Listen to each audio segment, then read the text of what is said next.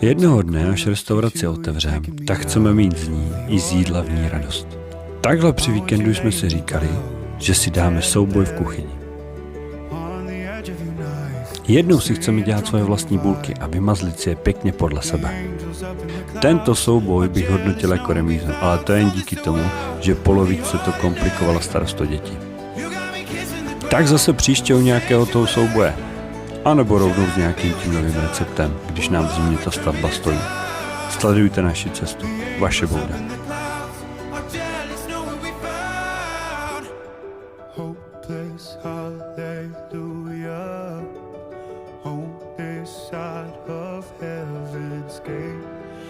Jednoho dne, až restauraci otevřeme, tak chceme mít z ní i z jídla v ní radost. Takhle při víkendu jsme si říkali, že si dáme souboj v kuchyni.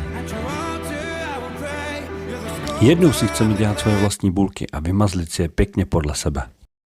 Tento souboj bych hodnotil jako remízu, ale to jen díky tomu, že polovičce to komplikovala starost o děti. Tak zase příště u nějakého toho souboje. A nebo rovnou s nějakým tím novým receptem, když nám v zimě ta stavba stojí. Sledujte naši cestu. Vaše Bouda.